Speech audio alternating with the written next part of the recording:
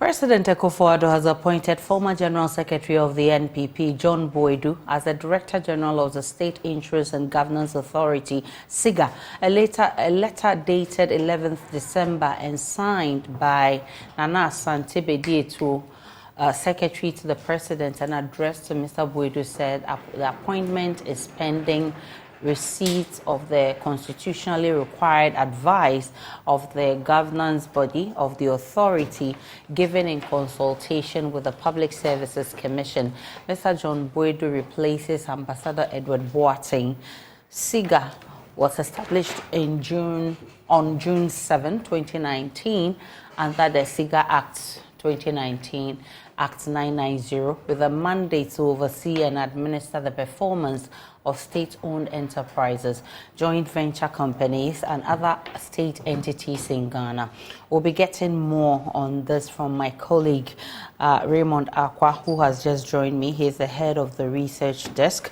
What does the letter appointing John Boadu say, Raymond? Specifically says, press 1 to Section 17(2) of the State Interest and Governance Authority Act 2019, Act 990. I am pleased to inform you that the President has appointed you to act as the Director General. And it says here, let's not get it wrong, to act as the Director General of the State Interest and Governance Authority, into brackets, the authority, pending receipt of the constitutionally required advice of the governing board of the authority, given in consultation with the Public Services Commission. And I want you to note that this letter was actually dated the 11th of December, 2023. And it proceeds to say, I take the opportunity to congratulate you on your appointment. Kindly indicate your acceptance or otherwise of the appointment within 14 days of the receipt of this particular letter.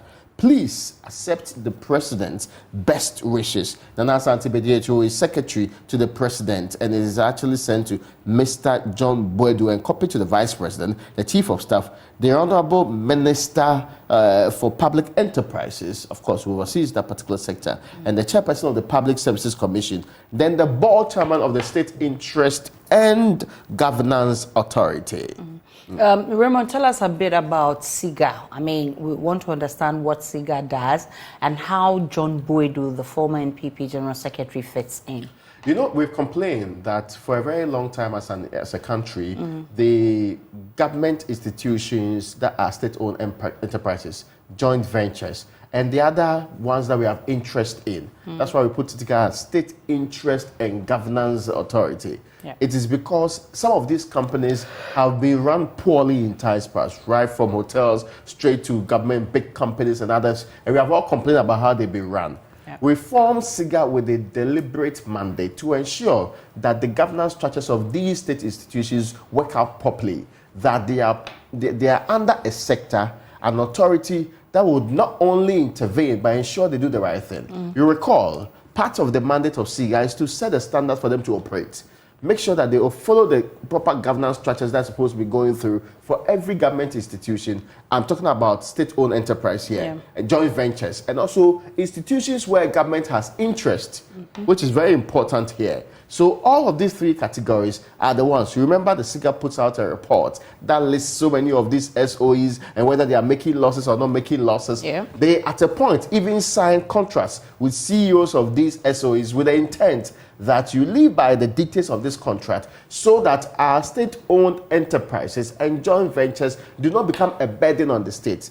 Let's not forget, there was some time that their debt became the national debt and pushed it into a very tight corner. That is why we felt an institution to oversee all of them, a huge number of them, and they come to mind from the ECGs of this country, straight to the water companies of this country, straight to the other institutions like the publishing company, the cylinder manufacturing company, all of them. And not only that, the ones that we have done joint venture with other private entities, we also include them. And the ones that we have specific interest and shares that we want somebody to superintend and oversee in a proper way, that is the job of the State Interest and Governance Authority. And how does John Boadu fit in? I mean, he's a former General Secretary. No, I mean, that's an interesting question. I'm sure because the President has the right to appoint one, the qualification criteria would be set by the Public Services Commission. They will now review the man according to the standards they have for public service appointments. That is why the president says, I want you to act until I get the desired response from the constitutionally mandated institution to do the job. The interesting part of this appointment is the connection that on the same day the appointment is said to have been issued, we have seen, and of course there was an earlier indication shared with the public from the SIGA itself, talking about the appointment of a new Director General and the State Interest and Governance Authority. The letter says the State Interest and Governance Authority is pleased to announce the appointment of Ms. Hollister Duayen-Tumi Esquire as his new Acting Director General. Let's not forget, Mr. Boadu will also act until the required procedure by the Public Service Commission is gone through. That is when the confirmation can be done. Effective Monday, 20th November 2023. Ms. Hollister, until her new role, was serving as the General Manager in charge of operations. The interesting part is that the day we all saw this letter is the same day that the John Boadu letter was also issued. So there needs to be some clarity. So if SIGA or somebody had appointed an acting manager, how come on the same day they communicated to the public? Because it appears that the woman had been in office since the 20th. Of November. Yes. And Mr. Boadu's same day communication came together. What are the permutations that you can actually put to this at this point? Why is the public indication of the communication almost the same on both fronts? Secondly, is there a tussle as to who is really required to do the job here? And would it have been possible for her to continue in her acting capacity until the very person of John Boadu is cleared by the Public Services Commission to take up the role in this case? Now, the other third question also is something that many people within SIGA and around SIGA would understand at this point. Is there really some form of infighting? Is there a grouping within SIGA that believes that this woman has worked with SIGA for God knows how long?